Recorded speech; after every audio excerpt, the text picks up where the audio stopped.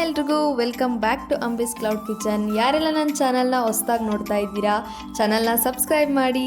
ಬನ್ನಿ ಇವಾಗ ಮಟನ್ ಬಿರಿಯಾನಿ ಮಾಡೋದು ಯಾವ ರೀತಿ ಅಂತ ನೋಡ್ಕೊಳ್ಳೋಣ. ಮೊದಲಿಗೆ ನಾವು ಯಾವುದೇ ಮಟನ್ ಬಿರಿಯಾನಿ ಮಾಡಬೇಕಾದ್ರೂ ಒಳ್ಳೆ ಸೆಲೆಕ್ಷನ್ ಮಟನ್ನ ತೊಗೊಬೇಕು. ಬನ್ನೂರು ಕುರಿ ಮಟನ್ ಅಂತೂ ಈ ಮಟನ್ ಬಿರಿಯಾನಿಗೆ ತುಂಬ ಚೆನ್ನಾಗಿ ಸೂಟ್ ಆಗುತ್ತೆ. ಇಲ್ಲಿ ಮಟನ್ನ ಬೇಯೋಕೆ ಹಾಕೋದಕ್ಕೆ ಮೊದಲಿಗೆ ನಾನು ಒಂದು ಕುಕ್ಕರ್ನ ಇಟ್ಕೊಂಡು ಸ್ವಲ್ಪ ಎಣ್ಣೆ, ಸಾಸಿವೆ, ಕರಿಬೇವಿನ ಸೊಪ್ಪು, ಹಸಿರು ಮೆಣಸಿನ್ಕಾಯಿ, ಸಣ್ಣದಾಗಿ ಹೆಚ್ಚಿರೋ ಈರುಳ್ಳಿನ ಹಾಕ್ಕೊಂಡು ಅರ್ಧ kg ಮಟನ್ನ ನೀಟಾಗಿ ತೊಳೆದು ಅದನ್ನು ಕೂಡ ಆ್ಯಡ್ ಮಾಡ್ಕೊತಾ ಇದ್ದೀನಿ. ಬಿರಿಯಾನಿ ಒಳಗೆ ಮಟನ್ನ ಆ್ಯಡ್ ಮಾಡಿ ಬೇಯಿಸೋದಕ್ಕೆ ತುಂಬ ಹೊತ್ತು ತೊಗೊಳುತ್ತೆ. ಸೊ ಹಾಗಾಗಿ ನಾನು ಈ ರೀತಿ ಬೇಯಿಸ್ಕೊತೀನಿ. ಇವಾಗ ನೀಟಾಗಿ ಮಟನ್ನ ಈರುಳ್ಳಿ ಫ್ರೈ ಜೊತೆಗೆ ನೀಟಾಗಿ ಮಿಕ್ಸ್ ಮಾಡ್ಕೊಬೇಕು. ಸ್ವಲ್ಪ ಅರಿಶಿನ ಹಾಗೆ 1 ಟೇಬಲ್ ಸ್ಪೂನಷ್ಟು ಉಪ್ಪನ್ನು ಹಾಕಿ ಮಿಕ್ಸ್ ಮಾಡ್ಕೊತಾ ಇದ್ದೀನಿ. ಇವಾಗ ಇದಕ್ಕೆ ಮಟನ್ ಬೇಯೋದಕ್ಕೆ ಎಷ್ಟು ನೀರು ಬೇಕಾಗುತ್ತೆ ಅಷ್ಟು ನೀರನ್ನ ಹಾಕ್ಕೊಂಡು 3 ರಿಂದ 4 ವಿಷಲ್ನ ತೊಗೊತೀನಿ. ಪಲಾವ್ ಡ್ರೈ ಸ್ಪೈಸಸ್ ಎಲ್ಲ ತೊಗೊಂಡಿದ್ದೀನಿ. ಪಲಾವ್ ಎಲೆ, ಮರಾಠಿ ಮೊಗ್ಗು, ಅನಾನಸ್ ಹೂವು, ಸೋಂಪು, ಸ್ವಲ್ಪ ಮೆಂತ್ಯ, ಕಲ್ ಹೂವು, ಚಕ್ಕೆ, ಜಾಪತ್ರೆ, ಲವಂಗ, ಸ್ವಲ್ಪ ಮೆಣಸನ್ನ ತೊಗೊಂಡಿದ್ದೀನಿ. ಇಷ್ಟು ಡ್ರೈ ಸ್ಪೈಸಸ್ ಬೇಕಾಗುತ್ತೆ. ಹಾಗೆ ಇಲ್ಲಿ ನಾವು ಮಸಾಲೆನ ರುಬ್ಕೊಳ್ಳೋದಕ್ಕೆ ಶುಂಠಿ 1 ಇಂಚು, 4 ಹಸಿರು ಮೆಣಸಿನ್ಕಾಯಿ, 1/4 ಟೇಬಲ್ ಸ್ಪೂನ್ ಆಗೋಷ್ಟು ಕಾಳು ಮೆಣಸು, 1 ಗೆಡ್ಡೆ ಬೆಳ್ಳುಳ್ಳಿ, ಹಾಗೆ ಕೊತ್ತಂಬರಿ ಸ್ವಲ್ಪ ಹಾಕ್ಕೊಂಡು ರುಬ್ಕೊಬೇಕಾಗತ್ತೆ. ಇವಾಗ ಬಿರಿಯಾನಿ ಮಾಡೋದಕ್ಕೆ ಸ್ಟಾರ್ಟ್ ಮಾಡೋಣ. ಇಲ್ಲಿ ಒಂದು ಕಡಾಯಿ ಇಟ್ಕೊಂಡು ಸ್ವಲ್ಪ ಕೊಬ್ಬರಿ ಎಣ್ಣೆ, ಸ್ವಲ್ಪ ಸಾಸಿವೆ, ಕರಿಬೇವಿನ ಸೊಪ್ಪನ್ನ ಹಾಕ್ಕೊತಾ ಇದ್ದೀನಿ.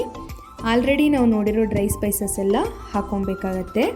ಇದನ್ನು ಸ್ವಲ್ಪ ಎಣ್ಣೆಲಿ ನೀಟಾಗಿ ಫ್ರೈ ಮಾಡ್ಕೊಳ್ಳೋಣ.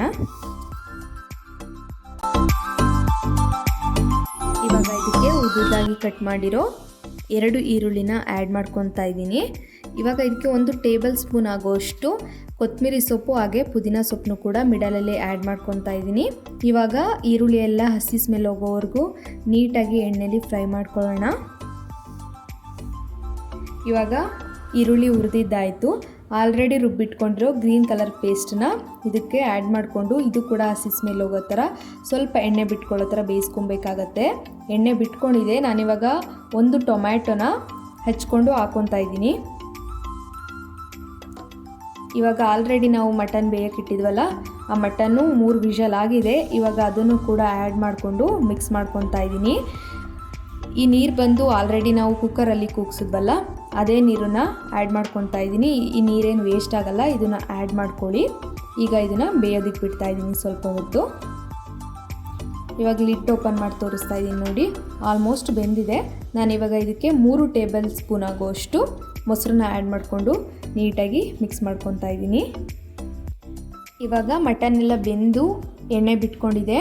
ನಾನು 1 ಗ್ಲಾಸ್ ಅಕ್ಕಿನ ತೊಗೊಂಡಿದ್ದೀನಿ. ಸೊ ಹಂಗಾಗಿ 2 ಗ್ಲಾಸ್ ಅಷ್ಟು ನೀರನ್ನ ಆ್ಯಡ್ ಮಾಡ್ಕೊತಾ ಇದ್ದೀನಿ. ನೀರು ಹಾಕ್ಕೊಂಡಿದ್ದಾದಮೇಲೆ ಇದು ಕುದಿ ಬರಬೇಕಾಗತ್ತೆ.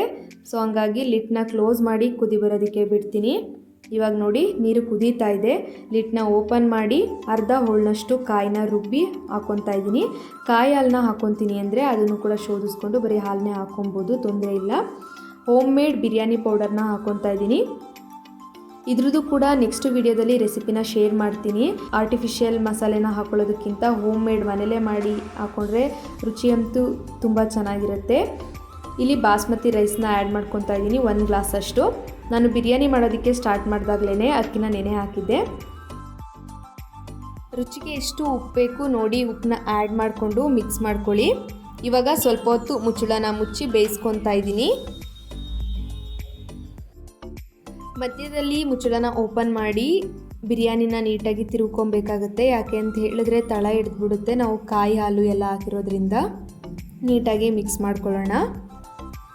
ಇವಾಗ ಇದಕ್ಕೆ ನಿಂಬೆ ರಸನ ಆ್ಯಡ್ ಮಾಡ್ಕೊತಾ ಇದ್ದೀನಿ. ನಿಂಬೆ ರಸನ ಆಲ್ರೆಡಿ ಅಕ್ಕಿ ಹಾಕೋದಕ್ಕಿಂತ ಮುಂಚೆ ನೀರು ಕುದಿ ಬಂದಾಗಲೂ ಹಾಕೊಬೋದು, ಇವಾಗ ಹಾಕ್ಕೊಂಡ್ರೂ ತೊಂದರೆ ಇಲ್ಲ. ನಿಂಬೆ ಹುಳಿ ಹಾಕಿರೋದ್ರಿಂದ ಇವಾಗ ನೀಟಾಗಿ ಮಿಕ್ಸ್ ಮಾಡ್ಕೊತಾ ಇದ್ದೀನಿ. 3 ಸ್ಪೂನಷ್ಟು ತುಪ್ಪನ ಹಾಕ್ಕೊತಾ ಇದ್ದೀನಿ.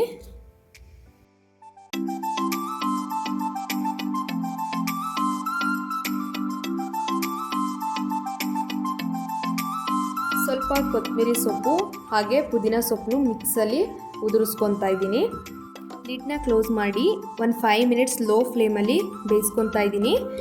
ಹಾಗೆ ಲಿಡ್ನ ಓಪನ್ ಮಾಡಿದೆ ಆ್ಯಂಡ್ 10 ಮಿನಿಟ್ಸ್ ಬಿಟ್ಟು ಆಫ್ಟರ್ 10 ಮಿನಿಟ್ಸ್ ಆದಮೇಲೆ ಓಪನ್ ಮಾಡಿ ತೋರಿಸ್ತಾ ಇದ್ದೀನಿ ನೋಡಿ.